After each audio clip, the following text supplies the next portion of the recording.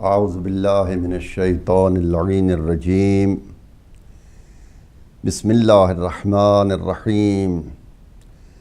الحمد للہ رب العالمین والصلاة والسلام علی اشرف خلقہ وسید بریتہ العبد المؤید والرسول المسدد المصطفى الامجد حبیب الہ العالمین ابی القاسم محمد وعلی اہل بیتہ الطیبین الطاہرین المعصومین المنتجبین المنتخبین المظلومین المحرومین ولعنۃ الدائمۃ علی اعدائہم ملعونین اجمعین اما بعد فقد قال الحکیم فی محکم کتابہ الکریم بسم اللہ الرحمن الرحیم وَلِلَّهِ عَلَى النَّاسِ حِجُّ الْبَيْتِ مَنِ اسْتَطَاعَ إِلَيْهِ سَبِيلًا۔ محترم و مکرم ناظرین و ناظرات، آپ کی خدمت میں مناسک حج کے سلسلے میں اس سال کا یہ دوسرا پروگرام پیش کیا جا رہا ہے۔ گزشتہ جمعے کے پروگرام میں آپ کی خدمت میں کچھ گزارشات ہوئی تھیں اور جس میں زیادہ تر حج کے مقدمات، یعنی حج پر جانے والوں کو جانے سے پہلے کن چیزوں کی تیاری ضروری ہے، وہ ہم نے آپ کی خدمت میں تفصیل کے ساتھ پیش کیے، اور کچھ حضرات شاید پروگرام نہ دیکھ سکے ہوں، تو مختصراً جو ہے وہ دوبارہ آپ کی خدمت میں عرض کر رہا ہوں کہ سب سے پہلے جانے سے ہمیں طہارت کے مسائل کا جاننا ضروری ہے۔ وضو اور غسل کا صحیح طریقے سے انجام دینے کا پتہ ہونا چاہیے، نماز کی قرأت صحیح ہو، کم از کم ایک سورہ فاتحہ کے علاوہ ایک اور سورہ، چونکہ سورہ فاتحہ نماز کے لیے ضروری ہے، اس کے بغیر نماز نہیں ہوتی، اور ایک کوئی اور سورہ فاتحہ کے ساتھ جو ہے وہ بھی صحیح پروننسیشن کے ساتھ یاد ہونی چاہیے۔ تو نماز اور وضو اور غسل، اور اس کے بعد جانے والے کے لیے ضروری ہے کہ اپنے مال کو پاک کرے۔ اگر وہ خمس کے عادی نہیں ہیں تو حج کے اموال میں سے خمس کو جانے سے پہلے ادا کرے، اور اس سے اگلی بات یہ ہے کہ تقلید جو ہے وہ تمام اعمال کی مقبولیت کی شرط ہے۔ شیعہ اثنا عشریہ، اگر کوئی شخص اپنے آپ کو شیعہ سمجھتا ہے اور وہ پیغمبر اکرم صلی اللہ علیہ وآلہ وسلم کے بعد امیر المؤمنین علی ابن ابی طالب علیہ السلام کو خلیفہ بلا فصل پیغمبر کا سمجھتا ہے، اور ہادی اور رہبر اور ان کی اولاد اوصیاء علیہم السلام آخر امام مہدی عجل اللہ تعالی فرجہ الشریف تک، اگر کسی کا یہ عقیدہ اور ایمان ہے کہ یہ میرے امام ہیں، یہ میرے ہادی ہیں، یہ میرے رہبر ہیں، اور میں نے پیغمبر صلی اللہ علیہ وآلہ وسلم کے بعد ہر دور میں اپنے ہی ان اماموں میں سے کسی کے دور میں اگر میں ہوں، تو دین اسلام کی جو تشریح اور توضیح یہ ذوات مقدسہ فرمائیں گی،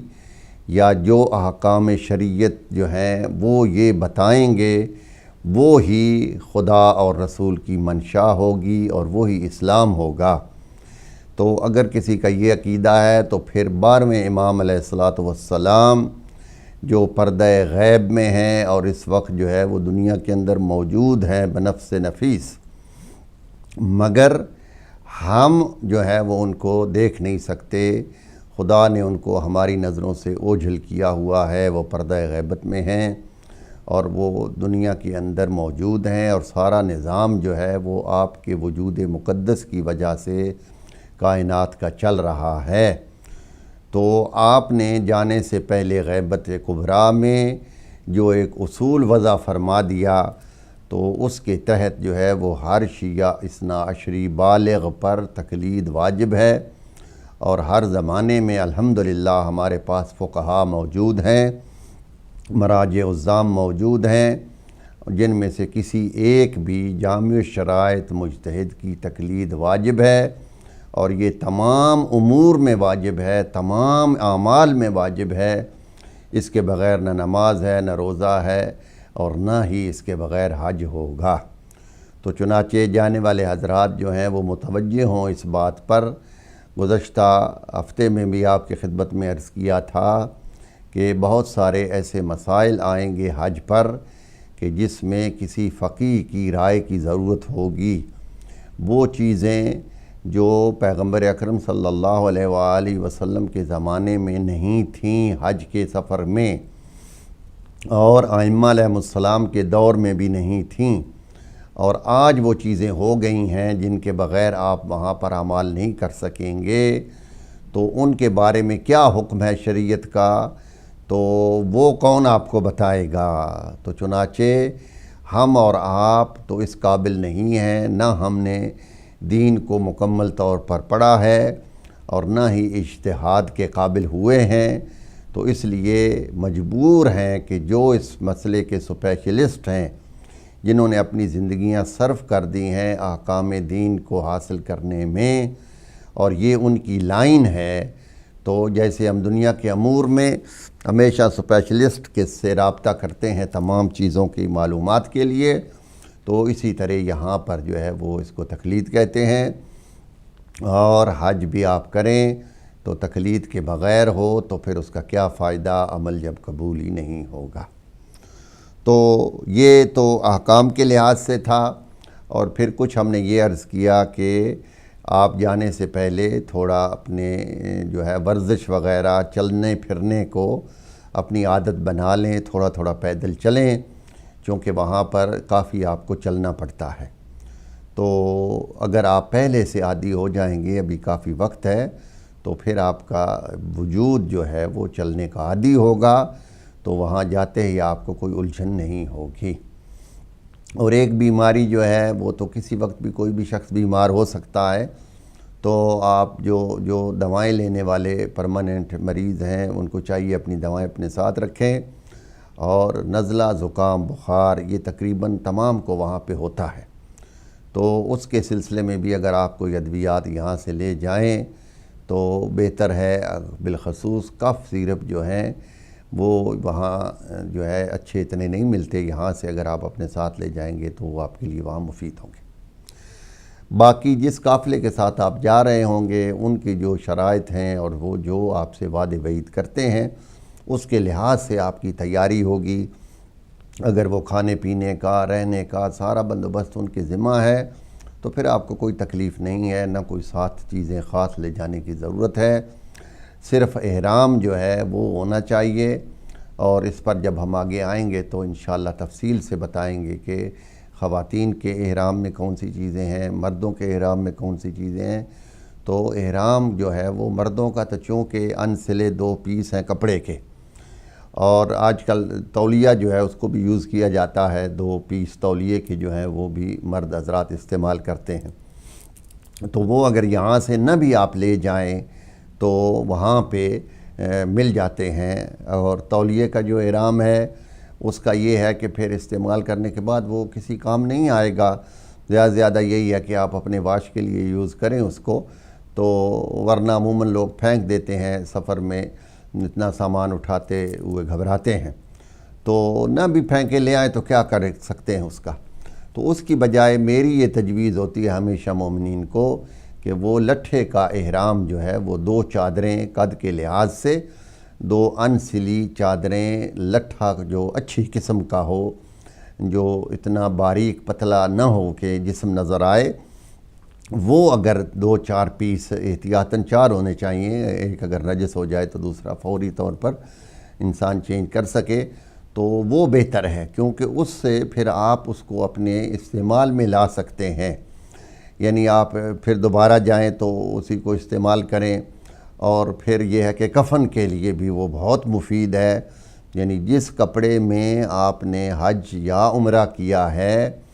اس کو اگر آپ کے کفن میں شامل کر دیا جائے، ایک دن مرنا سب نے ہے اور کفن بھی سب کو انشاءاللہ ملنا ہے، تو اس میں وہ آپ کے لیے مفید ہوگا۔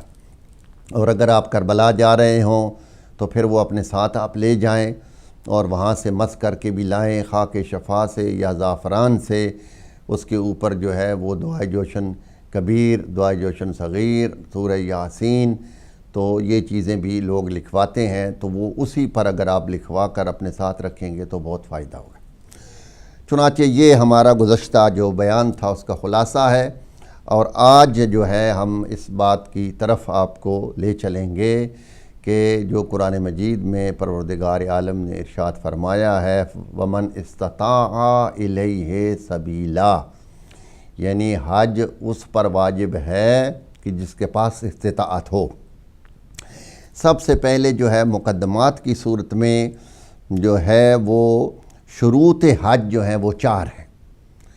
یعنی کن لوگوں پر حج واجب ہے اس کی 4 شرطیں ہیں۔ سب سے پہلی ہے بلوغ، یعنی اگر کوئی شخص بالغ ہے، چاہے وہ مرد ہے یا عورت ہے، اور جو بالغ ہونے کی عمر ہے، مثلا لڑکی اگر 9 سال کی ہے، بالغ ہو گئی اور مالدار بھی ہے تو اس پر حج واجب ہو گیا۔ اور حج کا وجوب ہم نے پچھلی دفعہ بھی عرض کیا تھا کہ فوری وجوب ہے،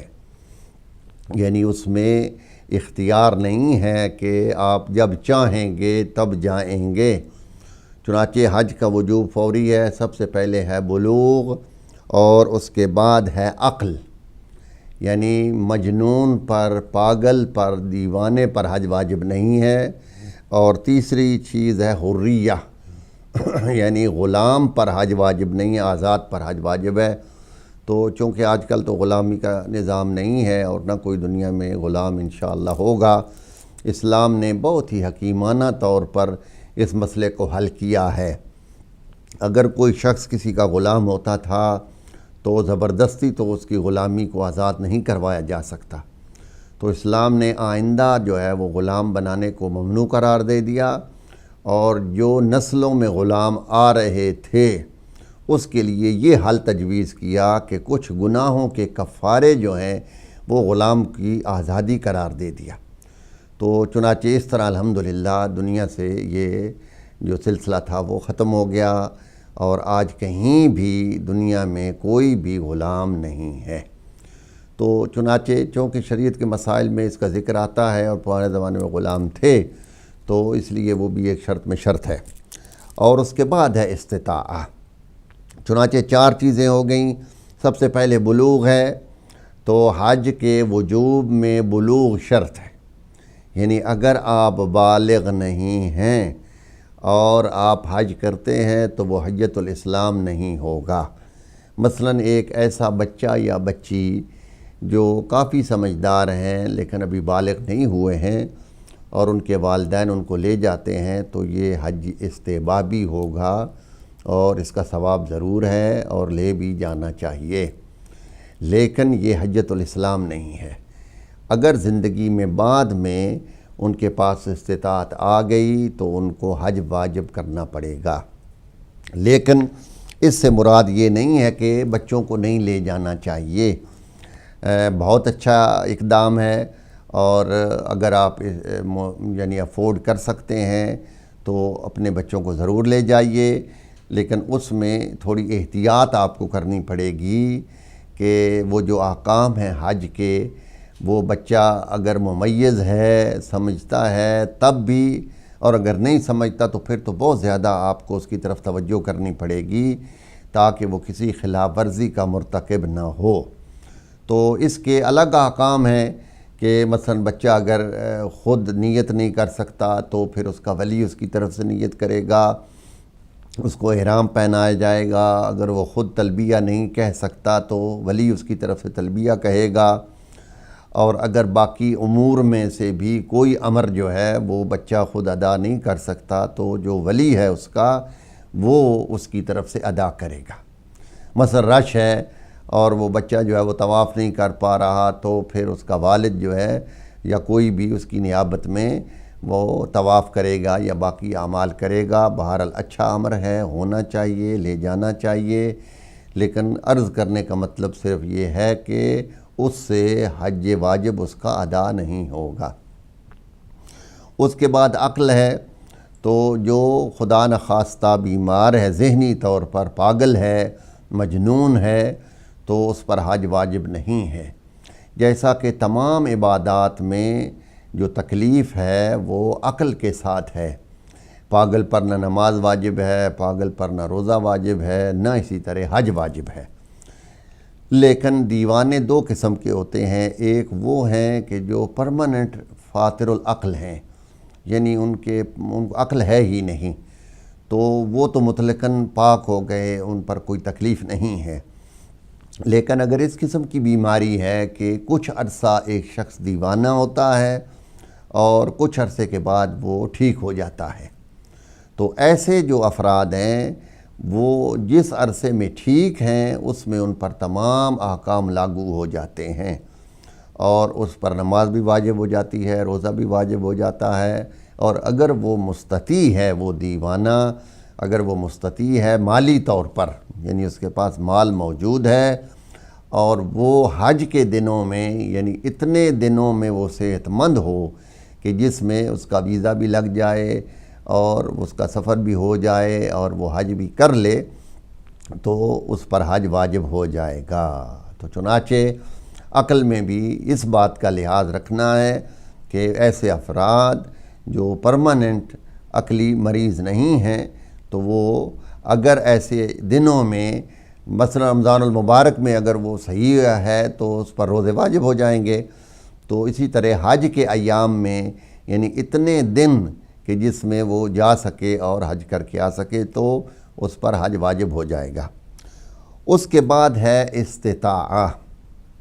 استطاعہ جو ہے یہ چوتھا جو شرط ہے حج کی، اور استطاعت کی آگے 5 قسمیں ہیں۔ یعنی استطاعت سے کیا مراد ہے؟ سب سے پہلے جو ہے وہ استطاعت ہے ساحت الوقت، یعنی ایک شخص پر اگر حج اس وقت واجب ہوا کہ جس میں وہ پاسپورٹ نہیں بنوا سکتا، ویزا نہیں لگوا سکتا، مثلا کوئی شخص جو ہے وہ فقیر ہے اور اس کے پاس پیسہ آیا حج سے کچھ دن پہلے، لیکن اتنے دن پہلے آیا ہے کہ جس میں وہ روانہ نہیں ہو سکتا، اس کا ویزا نہیں لگ سکتا۔ پرانے زمانے میں تو آپ کو پتہ ہے کہ یہ سہولتیں سفری نہیں تھیں اور لوگوں کو بہت ٹائم لگتا تھا گھوڑوں پر، اونٹوں پر تو یا پیدل، تو بہت ٹائم لگتا تھا۔ تو آج کل تو خیر بہت سہولیات ہیں، تو احکام جو ہیں وہ مرتب ہوں گے حالات کے لحاظ سے، یعنی اب جو ہے وہ ایام جو ہے وہ یہ دیکھے جائیں گے کہ جس میں اس کا ویزا بھی لگ جائے۔ مثلا ذی الحجہ کی 1 تاریخ کو وہ مستطیع ہوا ہے، تو اب اگر اس کو ویزا مل سکتا ہے، وہ جا سکتا ہے، تو حج واجب ہے۔ اور اگر ذوالقعدہ میں یا شوال میں اس کو مال اتنا کہیں سے بھی مل گیا کہ اس پر حج واجب ہو گیا، تو اگر ان دنوں میں اس کا یہ کام ہو سکتا ہے ویزے والا اور وہ جا سکتا ہے، تو اس پر اسی سال جانا واجب ہے اور اس کا ترک کرنا گناہ ہے۔ چنانچہ بار بار آپ کی خدمت میں یہ عرض کر رہا ہوں، پچھلی دفعہ بھی عرض کیا تھا کہ حج کا وجوب فوری ہے، اس میں اختیار نہیں ہے کہ آپ یہ سوچتے رہیں کہ میں فلاں کام بھی کر لوں، فلاں کام بھی کر لوں، اس کے بعد جاؤں گا۔ تو حج واجب ہے اور فوری واجب ہے، اور جس سال استطاعت ہو اسی سال جانا چاہیے۔ چنانچہ ایک تو اس میں یہ استطاعت ہو گئی کہ وقت اتنا ہو، اور دوسری استطاعت ہے صحت البدن، یعنی بیمار اور مریض نہ ہو۔ اب اس کی 2 قسمیں ہیں کہ کچھ افراد ایسے بیمار ہیں کہ جو بالکل ہی نہیں جا سکتے، اور کچھ افراد ایسے ہیں کہ جو بیمار تو ہیں مگر آج کل کے دور میں جو سہولتیں ہیں ان کے لحاظ سے جانے میں ان کو کوئی مسئلہ نہیں ہوگا۔ مثلاً اگر ایک شخص جو ہے وہ ویل چیئر پر ہی رہتا ہے، پیدل چل ہی نہیں سکتا، تو یہ بھی عذر نہیں ہے کہ وہ حج پر نہیں جا سکتا، تو وہ حج پر جائے گا، اس لیے کہ آج کل جہاز کے سفر ہیں اور اس میں ویل چیئر والے لوگ آرام سے جا سکتے ہیں۔ باقی رہ گیا طواف اور سعی، تو ویل چیئر پر وہاں پر یہ سہولت بھی ہے۔ ہاں، اس میں ایک نقطہ ضروری ہے سمجھنے والا کہ حج کے دنوں میں جو گراؤنڈ فلور ہے کہ جس کے اوپر طواف کرنا واجب ہے، وہاں پر ویل چیئر کو نہیں چھوڑتے، اور دوسری یا تیسری منزل پر وہ کہتے ہیں کہ طواف کیا جائے، تو یہ طواف کافی نہیں ہے۔ تو اس صورت میں یہ ہوگا کہ اگر کوئی ویل چیئر والے افراد گئے ہیں تو جہاں سے بھی ان کو اجازت ملے وہاں سے ان کو طواف کرایا جائے، اور ویل چیئر پر ہی کرایا جائے، لیکن پھر ان کی نیابت میں کوئی گراؤنڈ فلور پر بھی طواف کرے گا، اس لیے کہ جب وہ اوپر طواف کرتے ہیں تو پھر نماز مقام ابراہیم کے پیچھے واجب ہے، اور وہ پھر اوپر ہوتے ہیں اور وہیں چیئر والے ان کو چھوڑ دیتے ہیں۔ تو چنانچہ یہ عذر نہیں ہے کہ کوئی شخص اگر ویل چیئر پر ہے تو وہ حج نہیں کر سکتا۔ چنانچہ سہولتوں کے لحاظ سے بیماری کو دیکھا جائے گا کہ اگر وہ بیمار آدمی اس زمانے کی سہولتوں کے لحاظ سے اس سفر کو انجام دے سکتا ہے تو اس پر حج واجب رہے گا، مگر ایسے بیمار جو بالکل ہی نہیں جا سکتے، سفر کے قابل ہی نہیں ہیں، جہاز پر بھی نہیں بیٹھ سکتے، یا وہاں کے اعمال جو ہیں وہ خود انجام نہیں دے سکیں گے، اور اگر وہ مستطیع ہیں مالی لحاظ سے، تو پھر وہ حج کروائیں گے کسی اور سے، یعنی کسی شخص کو وہ اجرت دیں گے کہ جس سے وہ جا کر حج کر کے آ جائے، اور جس بھی رقم پر وہ مان جائے، جو بھی معقول رقم ہو، تو اس کو دے کر بھیجا جائے۔ چنانچہ وہ اس شخص کی طرف سے جا کر حج کو انجام دے گا، اور اس کا بری و ذمہ ہو جائے گا وہ شخص جس کا وہ حج کر رہا ہے۔ تو پچھلی دفعہ بھی شاید عرض کیا تھا کہ کسی کی نیابت میں جانے والے جو افراد ہیں حج پر، وہ ایسے افراد ہونے چاہئیں کہ جو حج کے مسائل سے بھی واقف ہوں، اور جن کی نماز بھی بالکل صحیح ہو، جن کا وضو طہارت صحیح ہو، اور قوت بدنی بھی بحال ہو، یعنی سارے اعمال وہ خود انجام دے سکتے ہوں کہ نیابت میں آگے پھر نائب نہیں ہو سکتا۔ ایک شخص جو ہے وہ خود اگر گیا ہے اور کسی عذر کی وجہ سے طواف نہیں کر سکا یا صحیح نہیں کر سکا، تو پھر وہ وہاں پر اس عذر کی وجہ سے کسی کو کہہ سکتا ہے کہ وہ میری طرف سے طواف کر لے اور میری طرف سے صحیح کرے۔ حتیٰ کہ نماز طواف بھی جو ہے وہ بھی اگر آپ کو یہ خطرہ ہو کہ آپ کی قرت صحیح نہیں ہے، تو کسی ایسے شخص سے کہ جس کی نماز کی قرت صحیح ہو، آپ اپنی نماز بھی وہاں پر پڑھا سکتے ہیں۔ تو اس میں یہ ہے کہ پہلے خود پڑھیں جیسے بھی پڑھتے ہیں، اور اس کے بعد کسی اور شخص سے گزارش کریں، اور عموماً لوگ علماء سے، کیونکہ تسلی ہوتی ہے کہ ان کی قرت صحیح ہے اور نماز بھی صحیح ہوگی، تو وہ علماء سے پڑھواتے ہیں۔ تو اس میں اگر اجرت بھی دینی پڑے تو بھی دینی چاہیے، تاکہ ذمہ خلاصی ہو جائے، کسی شخص کے اوپر جو ذمہ داری ہے وہ پوری ہو جائے۔ تو چنانچہ اب اگر کوئی شخص کسی کی نیابت میں گیا ہے اور اس کی نماز کی قرت صحیح نہیں ہے، تو وہ پھر نماز کسی سے نہیں پڑھوا سکتا، کیونکہ وہ خود نائب بن کر آیا ہے۔ تو چنانچہ جس کو بھی حج بدل پر آپ بھیج رہے ہیں، تو ایسے شخص کا انتخاب کیا جائے کہ جو تمام اعمال کو خود انجام دینے کے قابل ہو۔ اس کے بعد جو ہے وہ ہے کہ مفتوح الطریق، یعنی حج کا راستہ جو ہے وہ کھلا ہو، یعنی راستے میں کوئی رکاوٹ نہ ہو، اور آپ کے جانے میں کوئی مانع نہ ہو، مثلا ایسے حالات ہو گئے کہ راستے میں خطرہ ہے یا جو ہے وہ آپ کو جانے نہیں دے رہے، آپ کو ویزا نہیں مل رہا، تو اس کا وجوب اس سال اس سے ساقط ہو جائے گا۔ تو چنانچہ اگر کسی وجہ سے آپ کا ویزا حج کا نہیں لگتا تو آپ پھر اگر حج پر نہیں جا رہے تو گنہگار نہیں ہیں، اس لیے کہ آپ مجبور ہیں۔ اگر آپ کا ویزا ہو جاتا اور یا مثلاً ویزا ہو گیا ہے اور جہاز کا ٹکٹ نہیں مل رہا، تو اس صورت میں بھی آپ گنہگار نہیں ہیں اور آپ جو ہے وہ اس سے اگلے سال پھر آپ حج پر چلے جائیں۔ یہ ہو گئیں وہ 3 چیزیں، اور اس کے بعد ہے زاد و راحلہ، یعنی اس پر حج واجب ہے کہ جس کے پاس وہاں جا کر کھانے پینے کا بھی سامان ہو اور سواری کا بھی بندوبست ہو۔ تو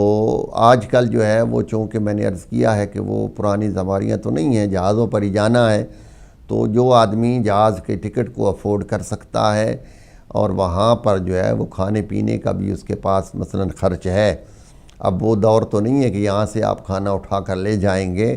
لیکن پیسے اتنے ہیں کہ یا مثلا ایک قافلہ جو آپ کے کھانے کی ذمہ داری لے رہا ہے،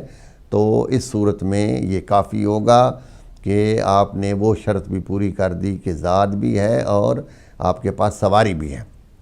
اس کے بعد الرجوع الی الکفایہ، یعنی 5ویں شرط یہ ہے کہ جب آپ حج ختم ہو جائے اور آپ واپس آئیں تو یہ نہ ہو کہ آپ فقیر ہو جائیں، یعنی حج پر جانے سے پہلے اس بات کو یقینی بنا لیا جائے کہ وہ مال کہ جس سے آپ حج پر جا رہے ہیں وہ ہی آپ کے پاس مال ہے، اور پھر اللہ اللہ خیر صلی اللہ، اس کے بعد پھر آپ کے پاس کچھ نہیں ہے اور نہ کوئی آمدنی کا کوئی اور ذریعہ ہے۔ تو یہ بھی ایک شرط ہے کہ حج پر وہ شخص جائے کہ جس کو یہ یقین ہو کہ میں جب واپس آؤں گا تو میں فقیر نہیں ہو جاؤں گا، محتاج نہیں ہو جاؤں گا، اور میری زندگی کی گاڑی اسی طرح چلتی رہے گی۔ تو یہ 5 چیزیں جو ہیں وہ ہم نے آپ کی خدمت میں عرض کیا، اور اس میں خاص طور پر جو استطاعت مالی ہے اب ہم اس کو تفصیل کے ساتھ آپ کی خدمت میں پیش کریں گے کہ بعض اوقات یہ ہوتا ہے کہ لوگ سمجھتے ہیں کہ ہمارے پاس بینک میں اتنے پیسے ہوں کہ جو موجودہ حج کا خرچ ہے وہ اتنے پیسے ہوں تو پھر ہی حج واجب ہوگا، لیکن بات یہ نہیں ہے۔ اگر آپ کے پاس ایسی چیزیں موجود ہیں کہ جو گھر کا مثلا سامان ہے جو بلا ضرورت پڑا ہوا ہے، خواتین ہیں ان کے پاس زیور ہے، تو وہ زیور جو ہے وہ ضرورت سے زیادہ ہے اور وہ زیادہ پہنتی بھی نہیں ہیں، یا پھر ایج کے اس حصے میں عورتیں پہنچ گئی ہیں کہ جس میں اب وہ زیور استعمال نہیں کرتی ہیں، تو وہ عورت کے پاس اگر اتنا زیور موجود ہے کہ جس کو اگر وہ بیچے گی تو اس رقم سے وہ حج کر سکتی ہے تو اس پر حج واجب ہو جائے گا۔ یا مثلاً آپ کے پاس 2 گاڑیاں ہیں اور آپ کی ضرورت 1 گاڑی ہے تو حج آپ پر واجب ہو جائے گا اگر اس دوسری گاڑی کے پیسے سے حج آپ کر سکتے ہیں۔ یعنی آپ کے پاس جو بھی سامان ہے اگر وہ ضرورت سے زیادہ ہے اور اس کے بیچنے سے آپ کو کوئی تکلیف بھی نہیں ہو رہی، یعنی آپ کی جو زندگی کا پہیہ ہے وہ اسی طرح چلتا رہے گا اور کوئی مسئلہ بھی آپ کے لیے نہیں بنے گا، تو پھر آپ پر حج واجب ہو جائے گا اور آپ کو چاہیے کہ وہ چیزیں بیچیں اور آپ اسی سال حج پر جائیں۔ چنانچہ اس بات کو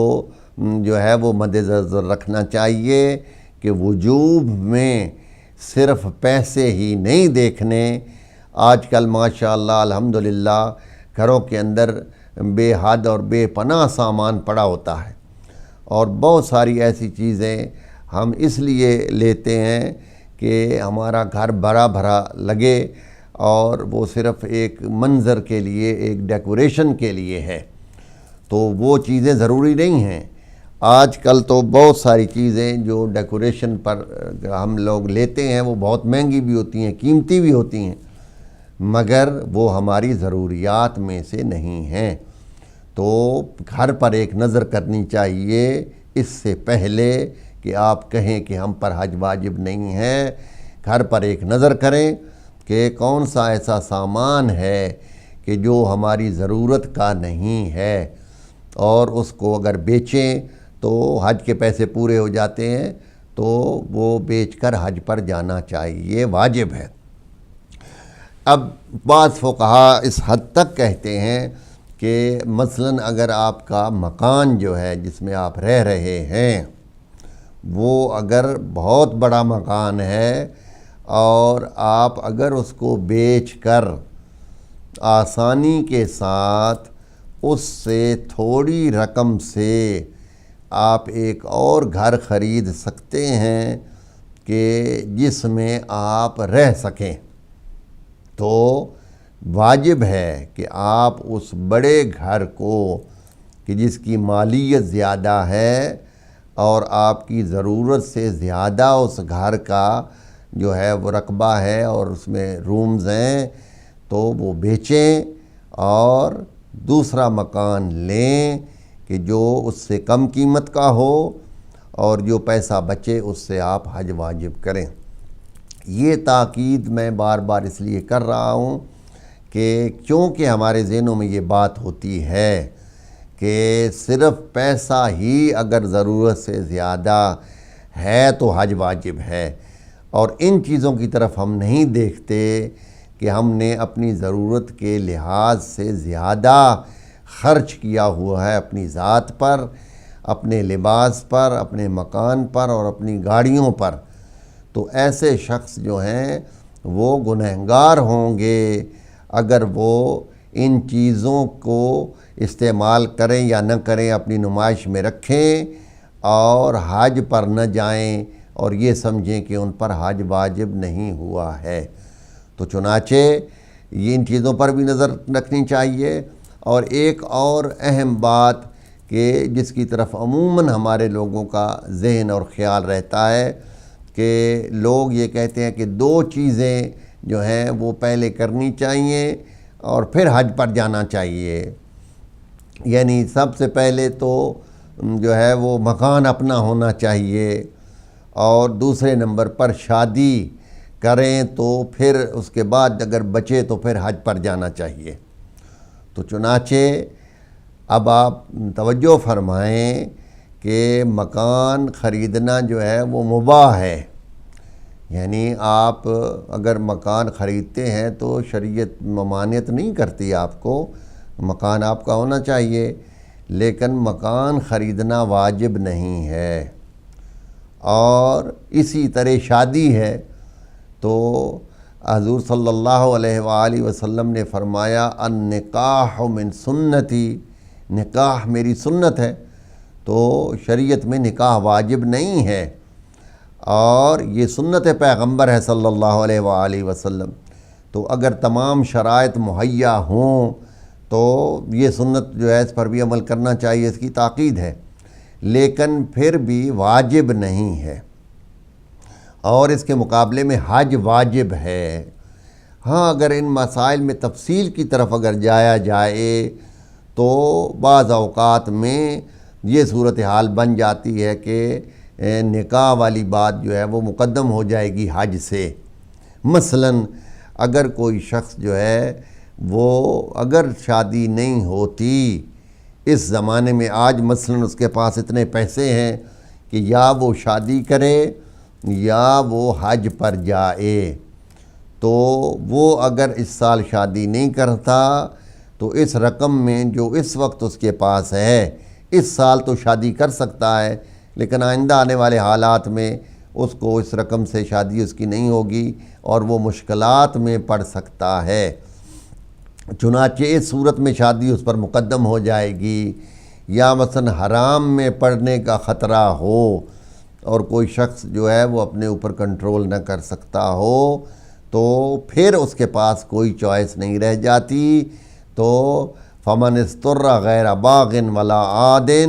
فلا اثم علیہ، تو اگر ایسی صورت بن جائے کہ حرام میں پڑنے کا خطرہ ہو تو پھر بہتر ہے کہ وہ اس حرام سے اپنے آپ کو بچائے، اور اس صورت میں وہ شادی پہلے کرے، اس کے بعد پھر اگر اس کے پاس استطاعت ہوئی مالی تو حج پر جائے گا۔ تو چنانچہ یہ بات کہ شادی پہلے ہو اور حج جو ہے وہ بعد میں ہوگا، تو اس میں یہ صورت دیکھنی پڑے گی کہ اگر وہ شخص اس سال شادی نہیں کرتا تو اس کے لیے کوئی مشکل نہیں ہے، اس کے لیے کوئی مسئلہ نہیں ہوگا، اور وہ پھر آئندہ آ کر بھی شادی کر سکتا ہے، اور وہ سال یا 2 سال شادی کے بغیر حرام میں پڑے ہوئے گزارا بھی کر سکتا ہے، تو پھر مقدم حج ہو جائے گا۔ اب یہ تو ہو گئی اپنی شادی کی بات۔ ہمارے ہاں تو یہ ہے کہ لوگ جو ہیں وہ جوان ہوتے ہیں، پھر شادیاں کرتے ہیں، اس کے بعد پھر ان کی اولاد ہوتی ہے، تو پھر وہ یہ سوچتے ہیں، بالخصوص لڑکیاں اگر ہیں تو پھر یہ ذہن میں خیال ہوتا ہے کہ لڑکیوں کی شادی پہلے ہو پھر حج ہوگا، ورنہ اگر ہمارے گھر میں لڑکی جوان ہے تو ہم حج نہیں کر سکتے۔ ہمارے ساتھ شاید کوئی کالر ہیں۔ جی اچھا، اب بریک کا ٹائم ہے، ہم تھوڑی دیر بریک کرتے ہیں، پھر آپ خدمت میں حاضر ہوتے ہیں۔ خدا